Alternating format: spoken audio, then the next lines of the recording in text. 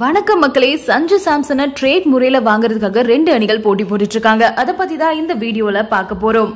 Rajasthan Royals அணியோட captain Sanju Samson அந்த அணியை விட்டு விலக முடிவு செஞ்சிருக்கிறதாகவும், விக்கெட் கீப்பர் பேட்ஸ்மேனுக்கு தேவை இருக்கிற வேற 2 அணிகள் அவரோட பேச்சுவார்த்தை நடத்தி வரதாகவும் சமூக வலைதளங்கள்ல தகவல் பரவி வருது.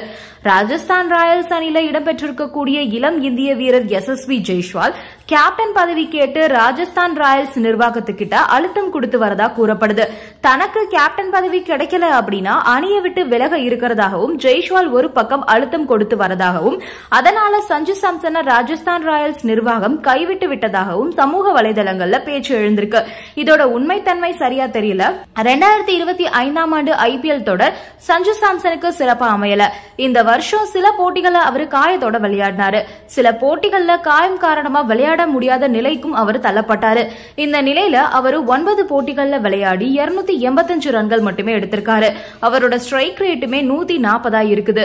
ஒரே ஒரு அரை சதம் மட்டுமே அடிச்சிருக்காரு. அதோட ராஜஸ்தான் ராயல்ஸ் அணி இந்த வருஷம் 4 வெற்றிகளை மட்டுமே பெற்று புள்ளி பட்டியல்ல 9வது இடத்தை பிடிச்சிருக்காங்க.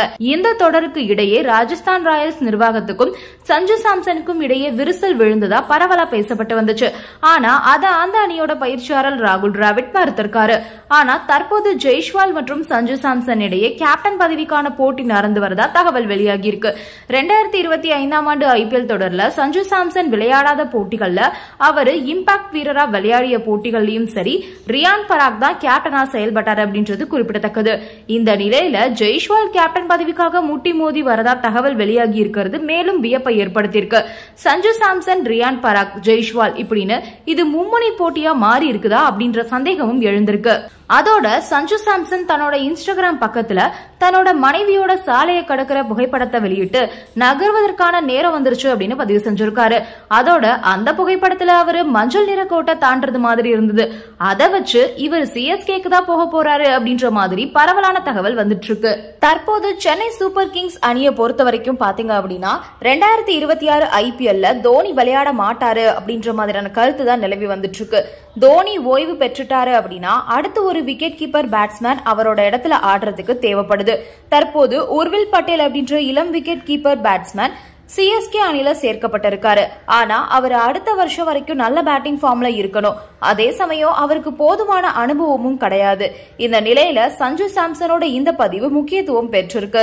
CSK அணியோட சூழ்நிலை மற்றும் சஞ்சு சாம்சனோட சூசகமான பதிவு இது எல்லாத்தையும் வச்சுதான் அவர் சென்னை சூப்பர் கிங்ஸுக்கு அணிக்கு தான் வரப்போறாரு அப்படின்ற மாதிரி ரசிகர்கள் தங்களோட கருத்தை பதிவிட்டு வந்துட்டு இருக்காங்க.